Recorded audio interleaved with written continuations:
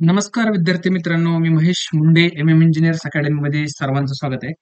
तर बघा आता आपलं पुढचा टॉपिक आहे याच्यामध्ये सायन्सचा कंबाईन साठी आपला जो राहिला होता. बरेचसे दिवस आहेत आपल्याकडे अजून शिल्लक. तर तोपर्यंत याच्यातले इम्पॉर्टंट पॉईंट आपण जे आहेत त्याच्यात विज्ञानमध्ये आपण कव्हर करणार आहे आणि गणित बुद्धिमत्ता आपण पूर्ण घेणार आहे. त्याचं लेक्चर संध्याकाळी होईल किंवा उद्यापासून स्टार्ट होईल. आणि दुसरी जी गोष्ट आहे ती याच्यामध्ये आपल्याला जे आता राज्यसेवाचा जो आपले पेपर झालेला आहे, ठीक आहे. तर त्याच्यावरती पण आपण काय करणार आहे, डिस्कशन करणार आहोत.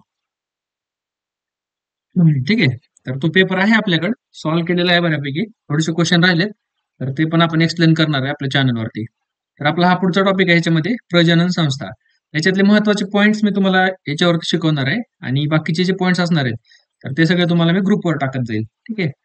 त्याच्यानंतर अजून आपल्याकडे दुसरी एक गोष्ट अशी आहे की आरटीओची जी बॅच आहे सर्वांना माहितीच आहे. ओके. ती बॅच आपण 2025 साठी कंटिन्यू करतोय. जर कोणाला पाहिजे असेल तर तुम्ही इथे खाली कॉन्टॅक्ट नंबर दिलेला आहे. इथे तुम्ही मला कॉन्टॅक्ट करू शकता ह्या इथं. ठीक आहे. तर बघा आतापर्यंत जर ह्या आयोगाने जे प्रश्न याच्यात विचारलेले आहेत आपण ते जस्ट मला हा चार्ट भेटला मला. त्याच्यामुळे तुम्हाला दिलाय. याचा स्क्रीनशॉट काढून तुम्ही अनालिसिस करू शकता. ओके. तर हा एमपीएससी स्टडीवरून घेतलेला हा चार्ट आहे. तर रसायन शास्त्र जे आहे त्याच्यावरती 13 मध्ये 11 प्रश्न होते, 14 मध्ये 12, 15 मध्ये 5, 16 मध्ये 6, 17 मध्ये 4, 18 मध्ये 4, 19 मध्ये 4. तर जर बघितलं आपण तर मागच्या 3 वर्षामध्ये याला 4-4च प्रश्न याच्यामध्ये विचारलेले आहेत. त्यानंतर भौतिकशास्त्र म्हणजे फिजिक्सला 6 आहेत, वनस्पती आणि प्राणीशास्त्र त्याच्यावरती 8, मानवी शरीर रचनेवरती 3 आणि आरोग्यशास्त्रावरती 1. असे प्रश्न याच्यामध्ये 19 पर्यंत आपल्याला विचारणार. हा एक चार्ट आहे सिंपल, तुम्ही बघून घेऊ शकता याच्यामध्ये तुम्ही स्वतःहून. एक तुम्हाला एक आयडिया येऊन जाईल की याच्यामध्ये एक्झॅक्टली आपल्याला कुठल्या टॉपिकला किती. कारण सायन्स लोक जे बॅकग्राऊंड ज्याचं सायन्स आहे, त्याला ह्या गोष्टी सगळ्या इझी जातात आणि ज्याचं सायन्स बॅकग्राऊंड नाही, त्यांच्यासाठी हा खास करून व्हिडिओ आहे. की ज्यांचं बॅकग्राऊंड सायन्स मधून आहे, ज्याला खूप चांगलं नॉलेज आहे, त्यांनी जरी स्किप केले हे लेक्चर सायन्सचे तरी चालेल. तर ज्यांना असं वाटतं की बाबा काहीतरी आपल्याला अभ्यास करायला पाहिजे विज्ञान, सायन्स, त्यांच्यासाठी हा व्हिडिओ असणार आहे. तर शेवटपर्यंत नक्की बघा, काही जास्त मोठं नाही, महत्वाचे पॉईंट्स फक्त तुम्हाला जे सांगणार आहे. जे आता पीवायक्यू आले होते ते बघूया. खालीलपैकी शुक्राणू निर्मितीच्या सॉरी, एक गोष्ट सांगायची राहिली. याच्यावरची डिटेल पीडीएफ माझ्याकडे आहे. पण आता जास्त वेळ नसल्यामुळे ती पीडीएफ तुम्हाला मी ग्रुपवरती शेअर करेन. खूप छान नोट्स त्याच्यामध्ये आहेत. त्या नोट्स तुम्ही करू शकता. त्याच्यामध्ये मी पूर्ण इन डिटेलमध्ये सगळी माहिती दिलेली आहे. ओके. तर याच्यामध्ये बघा हा प्रश्न, खालीलपैकी शुक्राणू निर्मितीच्या प्रक्रियेचा योग्य घटनाक्रम कोणता आहे? ठीक आहे. म्हणजे जे काही शुक्राणू तयार होतात ह्युमन बॉडीमध्ये, तर त्याच्यामध्ये महत्वाचा घटनाक्रम कुठला आहे? तर याच्यामध्ये हे इंग्लिश नाव दिलेलं आहे, तर तुम्ही हे पण पाठ करू शकता. स्पर्मॅटोगोनिया, स्पर्मॅटोसाइट, स्पर्मॅटिड आणि स्पर्म. तर याच्याला आपण मराठीत म्हणतो आद्य शुक्राणू, पूर्व शुक्राणू, प्रशुक्राणू आणि शुक्राणू. असा हा त्याचा सिक्वेन्स आहे. त्याचा ऑप्शन 1 याचा आन्सर आहे. त्याला मराठीमध्ये तुम्ही हा लक्षात ठेवू शकता. क्रम हा फर्स्ट स्टेप ही असते, सेकंड ही असते, थर्ड ही असते आणि चौथी स्टेप जी असते ती ही असते. आता आपल्याला जास्त इथे डिटेलमध्ये तुम्हाला एक्सप्लेन करता येणार नाही, कारण वेळ नाही येत. तुम्हाला चारही स्टेप आपण नेक्स्ट व्हिडिओमध्ये किंवा ज्यावेळेस आपण सायन्स डिटेलमध्ये शिकू त्याच्यामध्ये तुम्हाला एक्सप्लेन करेन. याची पूर्ण माहिती तुम्हाला मी पीडीएफ मध्ये दिलेली वाटल्यास मी तिथे एकदा बघू शकता आणि महत्वाची माहिती जी आहे तिथे खाली पण दिली आहे बघा. तर शुक्राणू निर्मितीची प्रक्रिया जी असते ती युग्मक जनन याच्यापासून होते. ठीक आहे. ही एक शुक्राणू निर्मितीची जी प्रक्रिया आहे तिला काय म्हणतात? युग्मक जनन प्रक्रिया. ठीक आहे. तर ही एक अशी प्रक्रिया आहे ज्यामुळे युग्मकाची निर्मिती होते, म्हणजे एक भ्रूण तयार होतं. ठीक आहे. भ्रूण म्हणजे याच्यामधून जे काही फर्टिलायझेशन प्रोसेस होते लेडीजमध्ये, तर ते ह्युमनचे जे स्पर्म्स जातात तर ते जनरेट करायची प्रक्रिया जी आहे त्याला आपण युग्मक जनक असं म्हणतो. तर शुक्राणू हे नर युग्मक आहे. शुक्राणूच्या निर्मिती प्रक्रियेला शुक्राणू जनन असे म्हणतात. तर याच्यामध्ये आद्य शुक्राणू हे सूत्री विभाजनाद्वारे विभाजित होते. ठीक आहे. ह्याच्यामध्ये आपण बघितलं एक्स आणि वाय ह्याच्यामध्ये काय असतात? सूत्र असतात. बरोबर. तर एक्स गेलं आणि लेडीजकडे काय असतात? X x. ठीक आहे. हा पण महत्वाचा पॉईंट लक्षात ठेवायचा आहे. जर पुरुषाकडून इकडे एक्स हा जर हे जर सूत्र गेलं, तर इकडे लेडीजचं पण काय होतं? एक एक्स सूत्र येणार आहे. यांच्याकडे लेडीजकडे एक्स एक्सच आहे, त्याच्यामुळे त्यांच्याकडे ऑप्शन नाहीये.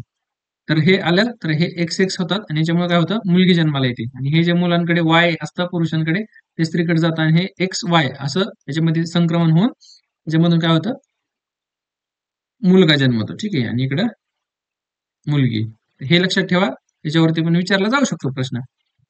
तर आद्य शुक्राणू प्राथमिक पूर्व शुक्राणू तयार करण्यासाठी विलग होतात. ठीक आहे. म्हणजे आद्य शुक्राणू जी आपण स्टेप बघितली, आद्य शुक्राणू त्यानंतर पूर्व शुक्राणू. तर आद्य शुक्राणू हे काय प्राथमिक पूर्व शुक्राणू तयार करण्यासाठी वेगळे होतात आणि प्राथमिक पूर्व शुक्राणू दुय्यम पूर्व शुक्राणू तयार करण्यासाठी प्रथम अर्धसूत्री विभाजनातून काय होतात, तयार केले जातात.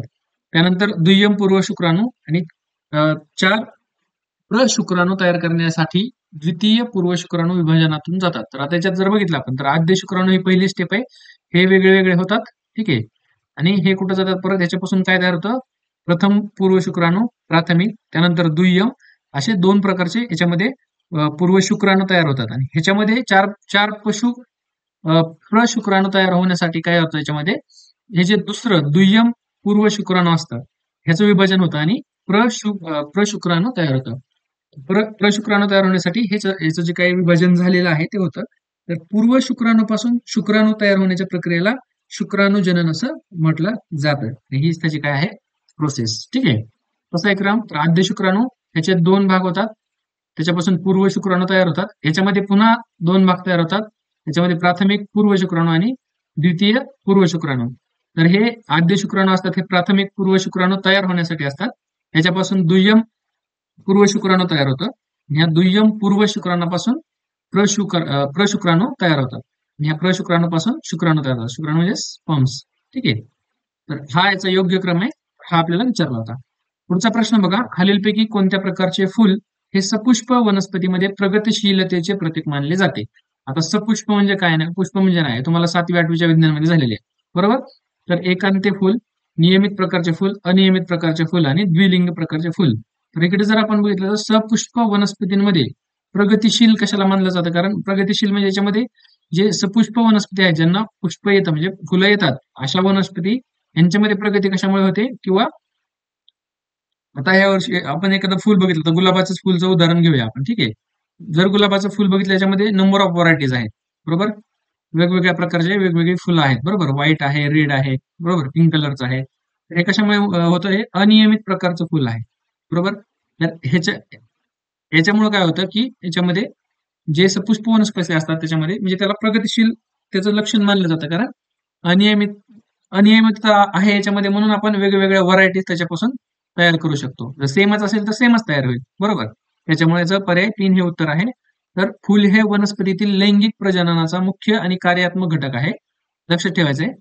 त्यानंतर फुलांच्या रचना विविध आकाराच्या असतात, म्हणजेच फुलांच्या मधून उभा छेद केल्यास त्याचे 2 समान भागामध्ये विभाजन होत नाही, म्हणून त्याला काय म्हटलं जातं, अनियमित फुल. तर आपण हे जर फुल कट केलं तर ह्या साईडला वेगळं असतं आणि ह्या साईडला वेगळं असतं. अशा प्रकारचे फुल सपुष्प वनस्पतीमध्ये प्रगतिशीलतेचे लक्षण मानले जाते. पुढचा प्रश्न आहे PSI 11ला आलेला आहे बघा, जीवाणूंमधील प्रजननाची सर्वात प्रभावी पद्धत कुठली. तर मुकुलायन, पुनर्जीवन, द्विखंडन आणि युग्मकीय एकत्रीकरण. तर जीवाणूमध्ये प्रजनन कशामुळे होतं, तर ते द्विखंडनामुळे होतं. आपल्याला उदाहरण माहिती आहे अमिबा, बरोबर. ठीक आहे, चला सिंपल आहे. त्याच्यानंतर त्याच्यात पण 2 प्रकार आहेत बघा विखंडनाचे, द्विविखंडन आणि बहुविखंडन. जीवाणू आणि पॅरामेशियम मध्ये हे आढळतात द्विखंडनचं टाईप, आणि बहुविखंडन अमिबा आणि युग्लिनामध्ये आढळतात. तर द्विखंडन म्हणजे 2च भाग होतात, आणि बहुखंडन म्हणजे काय, बहुविखंडन म्हणजे त्याच्यापासून एकाच याच्यापासून जीवाणूपासून अनेक याच्यामध्ये तिचे प्रकार होतात. तर स्पायरोगायराचे प्रजनन खालीलपैकी कोणत्या पद्धतीने होते. शाकीय, लैंगिक, शाकीय आणि लैंगिक, शाकीयही नाही आणि लैंगिकही नाही. जर आपण बघितलं स्पायरोगायराचं प्रजनन शाकीयही नाही आणि लैंगिकही नाही, याचं ऑप्शन 4 उत्तर आहे. बघा का असं आहे, तर हे एक प्रकारचे अलैंगिक पुनरुत्पादन आहे, ज्यामुळे देठ, पाने आणि कळ्यांपासून नवीन वनस्पतींची निर्मिती होते. कशामध्ये, स्पायरोगायरामध्ये. तर पुनरुत्पादन वनस्पतींच्या वनस्पतीजन्य भागातून होत असल्यामुळे म्हणजे वनस्पतींचा काय होतो, प्रसार होतो पुनरुत्पादनातून. आणि कळीभोवती एक छोटा देठ असतो, ज्याभोवती अपरिपक्व ओव्हरलॅपिंग पाने काय होतात, गुंडाळली जातात. त्याला काय म्हणतो आपण, शाकीय प्रजनन. आणि स्पायरोगायराचं प्रजनन हे खंडी भवनाने होते, ठीक आहे. आणि स्पायरोगायराचे प्रजनन अलैंगिक असते, बहुपेशीय खंडी भवन पद्धतीने होते, ठीक आहे. आता खंडी भवन आपण बघितलं म्हणजे 2 तुकड्यामध्ये एकाच जीवाचं हे होणे, त्या प्रकारामध्ये स्पायरोगायरा मोडतो. स्पायरोगायरा आणि अजून एक आपण एक्झाम्पल वरती बघितलं, तर असे 2 जे आहेत जीवाणू आणि पॅरामेशियम आहे ते, सॉरी, द्विखंडनामध्ये, ओके. तर हे स्पायरोगायराचं पण असंच होतं, पण हे कसे बहुपेशी आहेत आणि खंडी भवनाच्या पद्धतीनंच त्याचं विखंडन होतं. तर हे याच्यामध्ये आतापर्यंत विचारलेले ह्या टॉपिकवरचे प्रश्न होते, एवढे काही जास्त नव्हते. तर ह्याच्यामध्ये डिटेलमध्ये तुम्हाला मी एक PDF ग्रुपवरती पण शेअर करेल. हा व्हिडिओ एकदा झाल्याच्या नंतर तुम्ही ती पीडीएफ वाचली तरी तुम्हाला सफिशियंट आहे. तर ज्याला कोणाला म्हणजे तुम्ही जर नवीन असाल तर तुम्हाला माहिती नसेल कुठला WhatsAppचा आपला ग्रुप आहे. ठीक आहे. तर ह्या नंबरवरती मला मेसेज करा. तुम्हाला मी डिटेल्स देईल. आणि अजून एक इन्फॉर्मेशन सांगतो, की जसं तुम्हाला आता म्हटलं मी, आपली आर-टी-ओ ची बॅच 2025 साठीची आपली नवीन बॅच सुरू झालेली आहे. कोणाला जॉइन करायचं असेल तर मला या नंबरवर मेसेज करू शकता किंवा MM engineers academy, okay, MM engineers academy नावाचं आपलं प्ले स्टोअरवरती एक ॲप्लिकेशन आहे. त्याच्यावरून तुम्ही काय करू शकता, हे जॉइन करू शकता. आर-टी-ओची बॅच. जर याच्यामध्ये जर तुम्हाला दाखवायचं झालं तर बघूया आपण दिसतंय का? हम्म, ठीक आहे, इथं नाहीये. असो, चला. ठीक आहे, मला मेसेज करा. मी तुम्हाला डिटेल्स त्याचे मी शेअर करेन. Thank you.